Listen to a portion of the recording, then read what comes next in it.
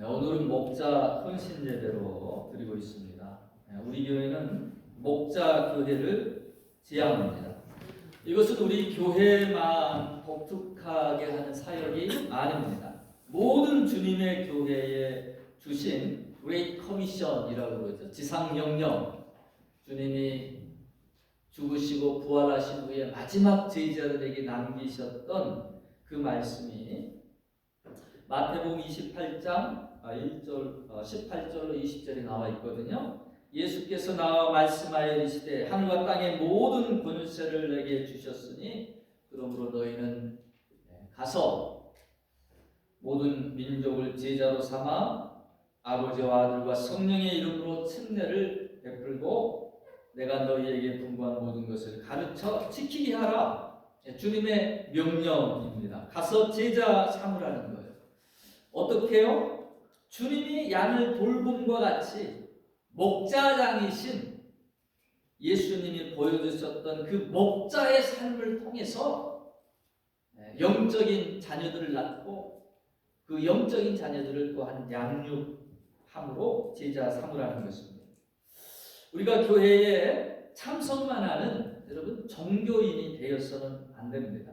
주님은 목자의 삶을 우리에게 보여주셨고요. 또한 그 본을 따라 주님의 삶을 우리가 따라가기를 원하시고 제자의 삶을 또한 일구어 가기를 원하십니다. 오늘 이 본문의 말씀을 통해 세 가지 교훈을 나누기로 합니다. 첫 번째로는 주님은 우리의 목자시다라는, 주님이 우리의 목자이십니다. 오늘 말씀에 보면 주님은 내 양이라, 내 양을 먹이라, 내 양을 치라 이렇게 말씀하시는데요. 하나님의 백성, 주의 부르신 그 백성을 가르쳐서 뭐라고 하셨습니까? 내 양이라 라고 이렇게 말씀하고 계시다라는 것입니다. 이 표현은 구약에서도 동일하게 나타나 있습니다. 우리가 너무나도 잘 아는 시편 23편에 보면 하나님은 나의 목자이시니 내가 부족함이 없으리로라, 그렇게 다윗은 고백하고 있습니다. 우리는 그의 돌보시는 양이다 라고 말씀해 주고 있습니다. 여러분, 양 그러면 어떠한 이미지가 떠오르십니까? 대부분은 순한 양, 그렇게 생각들을 하세요. 저도 양띠입니다. 양띠. 얼마나 순하게 생겼어요. 양띠. 근데요, 이사야서 53장 6절 말씀에 보면 이 양을 표현할 때 예수님께서 어떻게 표현하십니까? 우리는 다 양 같아서 그릇 행하여 각기 제 길로 갔거늘 여호와께서 우리 무리의 죄악을 그에게 담당시키셨도다. 양 같아서 각기 제 길로 갔다라는 거예요. 여러분, 양은요 의외로 고집이 셉니다. 막을 자가 없어요. 또 눈도 어둡습니다. 그래서 조금만 앞도 그렇게 잘 보지 못하고 구덩이에 빠지고 또 절벽에도 떨어지고 그렇습니다. 양털을 깎아주지 않으면요 그 양털의 무게가 너무 커가지고 일어서지를 못하고 움직이지도 못하게 됩니다. 한마디로 말하면 돌봄 없이 살아갈 수 없는 존재, 이것이 양이다라는 것이죠. 목자가 양들을 돌보는 도구가 시편 23편 4절에 두 가지가 나오는데요. 주의 지팡이와 막대기가 나를 안위하시나이다 라고 있습니다. 목자는 이 지팡이와 막대기를 가지고 있습니다. 이는 주로 올리브 나무로 만드는 것인데요. 뿌리에서 나온 그 가지를 히브리어는 넷제르라고 하고요. 이를 시편에서 지팡이로 번역을 했습니다. 또 줄기에서 나온 가지를 호테르라고 하는데 이것을 막대기로 번역을 했어요. 지팡이는 양떼를 인도하는 목적으로 사용되었습니다. 옛날 목자들은 자신보다 더 키가 큰 이 끝이 굽어져 있는 지팡이를 사용을 해서 물가로 갔을 때 물의 깊이를 재고요. 양들이 공경에 처했을 때 이 지팡이 구부러진 것을 사용해서 이렇게 끌어올리기도 했습니다. 막대기의 기능은 양들을 짐승들이 공격할 때 그것으로 내리치거나 던져서 쫓아내는 양들을 보호하는 용도였습니다. 이 지팡이와 막대기가 이중적인 용도로 사용이 되는데, 이 푸른 초장 물가로 인도하기도 하고 또 잘못된 길을 갈 때 바른 길로 가도록 그렇게 인도하는 도구입니다. 악한 짐승으로부터 보호하는 도구이지만 또한 고집부리며 구멍이나 절벽으로 이렇게 가는 양을 치는 그런 도구로도 사용이 되었다라는 것이죠. 우리는 목자 되신 주님의 이 보호하심도 또 인도하심도 잘 받아들일 수 있어야 됩니다. 어떤 때 보면 축복의 말씀은 너무나도 잘 받다가 조금만 혼내고 훈계를 들으면 길을 닫는 그런 성도들도 있습니다. 성경은 뭐라고 표현합니까? 히브리서 12장 7절로 8절에 보니까 하나님의 아들과 같이 너희를 배우고 하시나니 어찌 아비가 징계하지 않는 아들이 있으리요. 징계는 다 받는 것이거늘 너희에게 없으면 사생자요 참 아들이 아니니라 라고 했습니다. 다행인 것은 이 양은요 고집스럽고 눈이 어두워서 잘못된 길로도 잘 가지만 반면에 청각이 잘 발달되어 있습니다. 그래서 목자의 음성을 알아들어요. 양을 치는 이 팔레스타인 지역에 때로 목장을 함께 이용하는 경우가 있는데 TV에서 보니까 목자가 문 앞에서 그 양의 이름을 부르면요 신기하게 그 양이 쪼르르 앞으로 나와가지고 나와. 그러면 이제 목자가 다 자기 양들을 데리고 그리고 풀을 뜯으러 나아갑니다. 여러분 좋을 때나 힘들 때나 단말씀이나 쓴말씀이나 필요한 순간순간마다 주의 음성을 들을 수 있는 영적인 귀가 열리고 또 그 음성을 따를 수 있는 주님의 양이 되어질 수 있기를 주의 이름으로 축원합니다. 두 번째로 이 주님은 사랑하는 자들에게 양떼를 돌보게 하신다라는 것입니다. 오늘 이 본문의 말씀은 제가 목사 안수를 받을 때 하나님께서 응답의 말씀으로 주신 부분입니다. 베드로에게 요한의 아들 시몬아 내가 나를 이 사람들보다 더 사랑하느냐 물으시고요 내 양을 먹이라 내 양을 치라 그렇게 위탁해 주십니다. 제가 목사 안수를 받기 전에 무척 망설였어요. 아무리 봐도 너무 부족합니다. 어눌한 말이, 부끄러움을 타는 저의 성격이, 또 미숙한 믿음이, 그래서 몇 번을 거절을 하다가 동기들보다 늦게 안수를 받았습니다. 어떤 목사님이, 선배 목사님이 절더러 하시는 말씀이 네가 자격이 돼가지고 목사 안수를 받으면 평생을 기다려도 목사 안수 못 받는다는 거예요. 그래서 제가 하나님 앞에 나아가서 기도하기를 시작했습니다.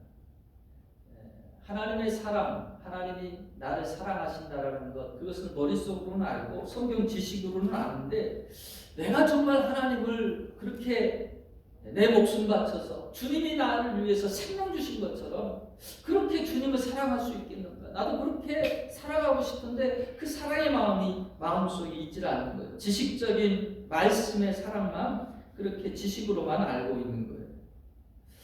그렇게 하나님 앞에 기도할 때 하나님께서 새벽 기도에 저를 골고다 언덕 밑으로 이끌어 주셨어요. 십자가에 못 박혀 피 흘리신 주님의 모습을 그 예수님의 발끝자락에서 올려다 보게 하시며 하시는 말씀이 이것이 내가 너를 사랑하는 증거다라고 말씀해 주셨어요. 하나님의 사랑이 하나님이 사랑하신다라고 하는데 내가 그 사랑을 느끼지 못하겠습니다. 머리로는 아는데 내가 그것을 내 마음속으로 와닿지 않습니다 할 때, 그래서 증거를 보여달라고 할 때 하나님께서는 그 십자가 발밑에서 나를 위해 피를 흘리시는 그 주님의 발끝에서 이것이 내가 너를 사랑하는 증거라라고 말씀해 주셨어요. 그때 제가 내 입술로 주님, 저도 주님을 사랑합니다. 나를 이처럼 사랑해 주시니 감사합니다 라고 고백했던 기억이 있습니다. 어떤 이들에게 목양의 사명을 주십니까? 돈이 많다고요?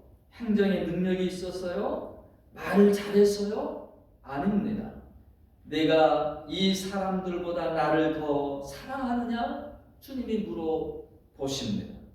그리고 네 주님, 내가 주님을 사랑합니다. 이 고백 가운데 내 양을 먹이라, 내 양을 치라 라고 주님이 목양의 사명을 맡겨주셨습니다. 여러분, 사랑은 보이지 않는 추상 명사이죠. 그 사랑을 어떻게 우리가 측정할 수 있겠습니까? 디모데후서 2장 2절의 말씀을 보면 내가 많은 증인 앞에서 내게 들은 말을 충성된 사람들에게 부탁하라. 저희가 또 다른 사람을 가르칠 수 있으리라. 제자의 사역, 목자의 사명, 이것을 맡길 사람들을 말하면서 충성된 사람이라는 표현을 하고 있습니다. 예수님은 베드로에게 내가 나를 더 사랑하느냐? 사랑을 물으셨고, 사도 바울은 그것을 충성이라는 표현으로 디모데후서에서 말씀해주고 있다는 것이죠. 주님을 사랑하는 사람은 입술로만 고백하지 않습니다. 충성된 모습을 보입니다. 주님이 찾으시는 자도 충성된 자입니다. 나에게 목자의 사명 주심은 나를 충성되이 여기셨기 때문입니다. 내가 나를 사랑하느냐? 주님이 물어보십니다. 내가 나의 양들을 사랑하느냐? 라고 주님이 물으시는 게 아니에요. 주님을 사랑하느냐고 물으십니다. 여러분, 사람 바라보면 자꾸 실망이 빠져요. 주님은 주님을 사랑함으로 사명을 감당하고 충성됨으로 목양의 사명을 감당하기를 원하신다라는 것입니다. 세 번째로 목양 사명은 나를 성숙케 하는 사역입니다. 18절 말씀에 내가 젊어서는 네가 원하는 대로 그렇게 살았지만 늙어서는 내 팔을 벌리리니. 베드로가 제일 처음 부름받았을 때 그는 열정이 넘쳐났던 사람이고 혈기가 왕성했던 사람이에요. 주는 그리스도시요 살아계신 하나님의 아들이십니다 고백하면서 예수님으로부터 너는 반석이다. 그의 성격도 그의 믿음도 주님이 별명으로 그렇게 붙여주셨던, 어찌 보면 그의 인품도 그 안에 별명 가운데 잘 나타나 있습니다. 주께서 오라 하실 때 물불 가리지 않고 물에 뛰어들었더니 물 위를 걸어가는 역사를 주님과 함께 동일하게 행했던 사람입니다. 예수님이 붙들렸을 때 제사장 말고의 길을 단칼에 자르면서 혈기를 부렸던 사람 베드로예요. 그랬던 베드로가 다 주를 버릴지라도 나는 주님을 버리지 않겠습니다 호언장담했던 이 베드로가 예수님이 잡히시던 날 밤 3번씩이나 예수님을 모른다라고 부인한 그런 연약함을 보입니다. 그 베드로가 목양 사역을 통해서 변해갈 것을 말씀해주고 있는데요. 무대포식으로 앞에 나서기를 좋아했던 그가 남을 헤아리고 자신의 고집이 아닌 다른 사람의 의견들을 이렇게 따라주면서 내 팔을 벌릴 것이다. 넓은 가슴을, 넓은 품을 갖게 될 것이다 라고 그렇게 예언해 주고 있는 것이죠. 여러분, 자신만 알던 사람이요, 결혼하고 자녀를 낳으면서 기르면서 에이구 자식이 왼수지 왼수 그래요. 그런데도 이걸 어디 갖다 버리겠어요? 어쩌겠어요? 인내를 배우게 됩니다. 자녀 때문에 눈물을 흘리게 됩니다. 그러면서 점점 내가 부모로서 다듬어져가고 성숙한 어른이 되어져 갑니다. 저는 참 신기하게도 여자가 이렇게 출산을 하게 되면 젖이 돈다라고 그러죠. 어린 생명을 먹일 수 있는 그 젖이 여인에게서 나옵니다. 이것이 생명을 살릴 수 있는 능력이고 또 도구이죠. 그러다가 음식을 먹을 수 있는 나이가 되면 이 젖이 또 신기하게 먹습니다. 주님은 사명도 주시지만 감당할 힘과 능력도 주시는 줄로 믿습니다.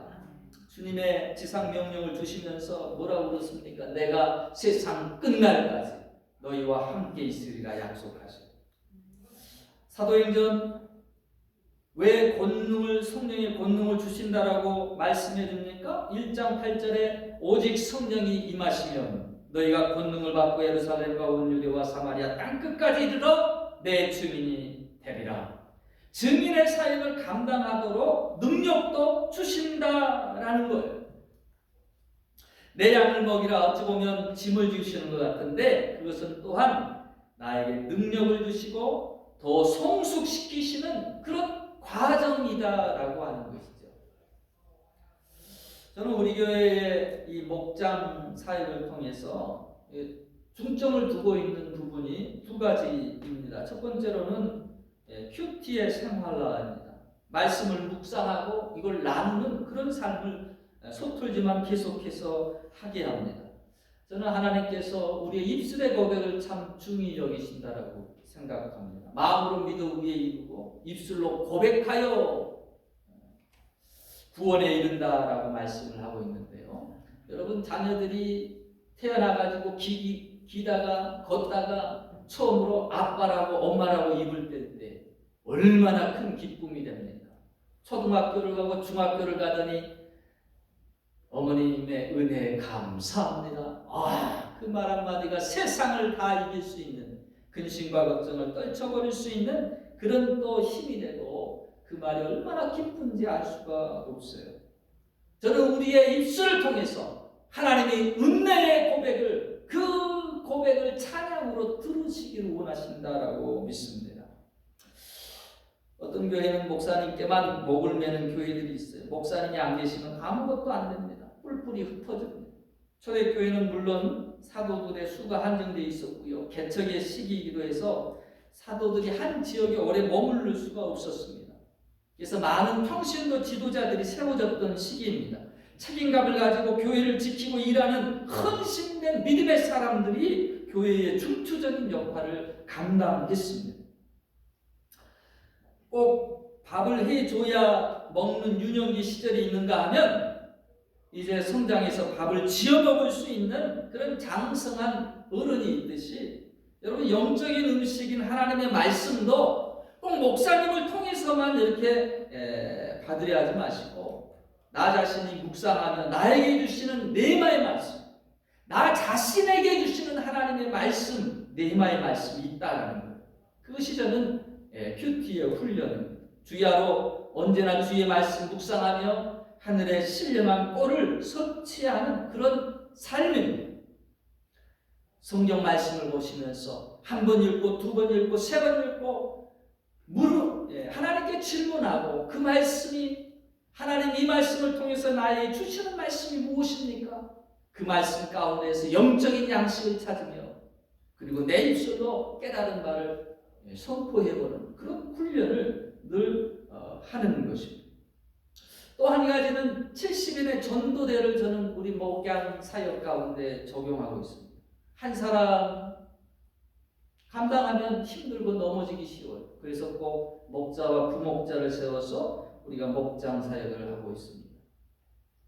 한 주는 목장 예배를 하고 한 주는 70인 전도대처럼 그렇게 또 찾아가는 것입니다. 전도하는 방법에는 두 가지가 있습니다. 와보라! 죽게 나오게 하는 것입니다. 그러나 주님은 또한 찾아가셨어요. 바쁜 생업에 있던 자들을 찾아가셨습니다. 죄인이라 감히 주 앞에 나올 수 없는 자들을, 그 세리를 찾아가셨습니다. 70인 전도대도 2명씩 짝을 지어서 보내셨습니다. 찾아가는 교회가 되어야 합니다.